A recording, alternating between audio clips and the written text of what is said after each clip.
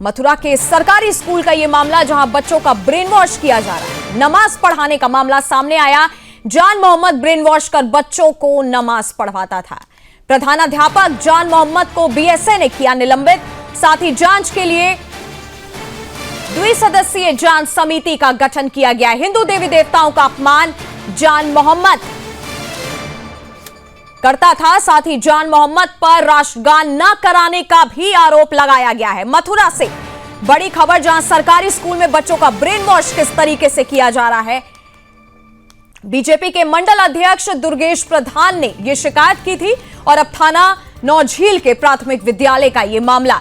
मथुरा के नौझील थाना क्षेत्र स्थित एक सरकारी प्राथमिक विद्यालय से बता दें कि शिक्षा के नाम पर ब्रेन वॉश और मजहबी एजेंडा थोपने का गंभीर मामला सामने आया। प्राथमिक जांच में आरोप सही पाए जाने के बाद बेसिक शिक्षा अधिकारी ने विद्यालय के प्रधानाध्यापक जान मोहम्मद को तत्काल प्रभाव से निलंबित कर दिया है। यह मामला सामने आने के बाद शिक्षा व्यवस्था की निष्पक्षता और सरकारी स्कूलों की निगरानी व्यवस्था पर बड़े सवाल खड़े हो गए हैं। निलंबन के साथ ही जान मोहम्मद को मांट ब्लॉक के नगला हुमायूं विद्यालय में संबद्ध किया गया है। वहीं पूरे मामले की गहराई से जांच के लिए बीएसए ने छाता और मांट के खंड शिक्षा अधिकारियों की द्विसदस्यीय जांच समिति का गठन किया है, जिसे जल्द रिपोर्ट सौंपने के निर्देश दिए गए हैं। बीजेपी के मंडल अध्यक्ष दुर्गेश प्रधान ने इस पूरे मामले की शिकायत की थी। जांच में सामने आया है कि प्रधानाध्यापक जान मोहम्मद बच्चों का कथित तौर पर ब्रेन वॉश कर उन्हें नमाज पढ़वाता था। साथ ही यह भी आरोप है कि वह कक्षा के अंदर हिंदू देवी देवताओं का अपमान करता था और हिंदू धर्म के खिलाफ आपत्तिजनक बातें भी बच्चों के सामने कहता था। इतना ही नहीं, विद्यालय में राष्ट्रगान न कराए जाने का आरोप भी जांच में सामने आया है, जिसे राष्ट्र और संविधान के प्रति गंभीर लापरवाही माना जा रहा है। सुदर्शन न्यूज ये सवाल उठाता है कि क्या सरकारी स्कूलों में शिक्षा के नाम पर वैचारिक जहर घोला जा रहा है? क्या बच्चों के कोमल मन पर किसी विशेष मजहबी सोच को थोपने की इजाजत दी जा सकती है? फिलहाल प्रशासन ने कार्रवाई शुरू कर दी है, लेकिन यह मामला शिक्षा व्यवस्था की सख्त निगरानी की मांग कर रहा है।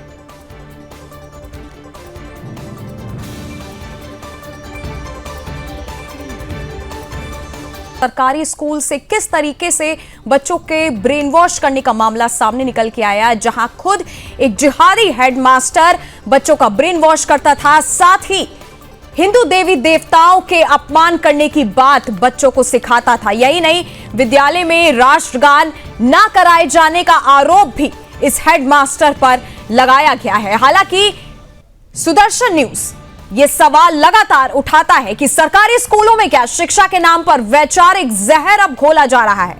मथुरा के नौझील का यह मामला सामने निकल के आया। हालांकि अब इस पूरे मामले की जांच जारी है और साथ ही प्रधानाध्यापक जान मोहम्मद को निलंबित कर दिया गया है। सरकारी स्कूल में किस तरीके से ब्रेन वॉश का खेल हो रहा था, मासूम बच्चों का ब्रेन वॉश किया जा रहा था।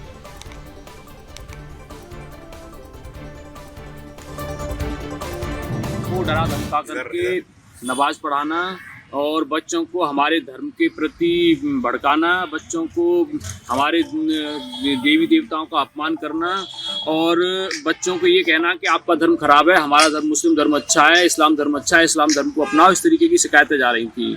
और इनको हमारे महापुरुषों को पढ़ाना नहीं और अपने मुस्लिमों को महान बताना, इस तरीके की पढ़ाई करा रहे थे। राष्ट्रगान स्वयं भी कभी नहीं करते थे और बच्चों को कभी राष्ट्रगान कराते नहीं थे। विद्यालय में राष्ट्रगान नहीं होने देना, बच्चे राष्ट्रगान करें तो उनको प्रताड़ित करना, इस तरीके की तमाम शिकायतें आ रही थी। हमारे धर्म विरोधी शिकायतें और कट्टरपंथी विचारधारा को लेकर के यहाँ ये रह रहे थे। ये इन शिकायतों पर हमने शिकायतें की। अगर इस तरीके की कट्टरपंथी विचारधारा है तो बिल्कुल बर्दाश्त नहीं की जाएगी। हमने अपनी शिकायत दी है, तमाम शिकायतों के बावजूद अब जांच का विषय है। हम भी जांच अधिकारियों के सामने अपनी बात रखेंगे। बिल्कुल निलंबित करने के लायक कृत्य था उनका। नहीं, बिल्कुल था। लोगों को क्या पता है, हमें क्यों शिकायत जा रही थी बताइए। बच्चे बोलने के लिए तैयार नहीं थे, बच्चों को बिल्कुल इतना भय बना दिया उनके अंदर कि जिसकी कोई सीमा नहीं है। यहाँ तक भी बताया कि मुझे 30 तारीख को बीजेपी के मंडल अध्यक्ष दुर्गेश प्रधान जी के द्वारा शिकायत की गई कि जो जान मोहम्मद प्रधानाध्यापक है नौझील के, वो कहीं ना कहीं इस्लामीकरण का प्रयास कर रहे हैं और स्कूल के बच्चों को नमाज पढ़ाने पर मजबूर करते हैं। इस टाइप की शिकायतें मुझे मिली गई, तो मैंने तत्काल प्रभाव से प्रथम दृष्टया आरोपों को गंभीर प्रवृत्ति का मानते हुए उनको निलंबित किया लेकिन ये जो निर्णय है वो अंतरिम निर्णय है। अंतिम निर्णय जो जांच समिति की रिपोर्ट आएगी उसके अधीन रहे। अभी मेरे संज्ञान में वीडियो और फोटोज नहीं आई हैं, और क्योंकि इस्लामीकरण करना भी अपने आप में एक गंभीर आरोप है, तो उसको ध्यान में रखते हुए मैंने उनको निलंबित किया। इसीलिए मैं बोल रही हूँ कि ये जो मैंने निलंबन जो किया है वो अंतिम नहीं है, अंतरिम है। जैसे ही समिति हमारी राज्य और इसी खबर पर मेरे साथ मथुरा से संवाददाता जुड़े हैं मोहन प्रसाद मीणा। मोहन, ये पूरा मामला जो एक सरकारी स्कूल से निकल करके आया, इसको एक बार विस्तार से बताइए और क्या ताजा जानकारी है इस मामले को लेकर के? जी नंदिनी, मैं आपको बताना चाहूंगा कि इस्लामीकरण को लेकर मथुरा में एक बार फिर जो है जिहादी सक्रिय हुए हैं। मथुरा की बात करें तो नौझील क्षेत्र में जान मोहम्मद नाम के जो एक प्रधान अध्यापक थे, उन्होंने एक सरकारी स्कूल में बच्चों को जो है हिंदू देवी देवताओं के बारे में बरगल बताने लगे और जो है वहां पर इस्लामीकरण करने लगे, नमाज से संबंधित चीजें बताने लगे। धर्म को लेकर वो काफी पॉजिटिव नजर आए, खास तौर से इस्लामिक धर्म को लेकर। और वहां पर जो उन्होंने राष्ट्रगान के प्रति भी जो है देशद्रोह के जो नतीजे देखे हैं कि देशद्रोह कैसे होते हैं, और उन्होंने राष्ट्र जो गीत है उसका भी अपमान किया है। साथ ही साथ उन्होंने हिंदी देवी देवताओं को पे अभद्र टिप्पणी करते हुए उन बच्चों का ब्रेन वॉश करने का प्रयास किया है जो हिंदू बच्चे थे कि इस्लामिक धर्म अच्छा धर्म है जबकि हिंदू धर्म इस तरह का नहीं है। इस पूरे मामले पर जो है भाजपा मंडल अध्यक्ष जो है दुर्गेश प्रधान ने जब उनको जानकारी लगी कि इस तरह का मामला है, बच्चों ने अपने घरों में शिकायत करी, जिसके जरिए प्रधान जी को जब ये पता चला तो उन्होंने जो है इसकी शिकायत बीएसए से की और बीएसए ने जो है इसको तत्काल संज्ञान में लेते हुए जान मोहम्मद को निलंबन किया है। और 2 सदस्यीय टीम उसमें गठित की गई है जो विस्तृत जानकारी करेगी और वो अंतिम निर्णय होगा। नंदिनी जी, हालांकि मोहन, जिस तरीके से मासूम बच्चों को जिस तरीके से सिखाया गया, राष्ट्रगान ना कहने पर भी जो है रोक लगाई गई, हिंदू देवी देवताओं का अपमान का मामला सामने निकल के आया, किसी बच्चे ने क्या पहले अपने घर में जाकर के कोई कंप्लेन की? किसी बच्चे की तरफ से कोई प्रतिक्रिया सामने निकल के आई है?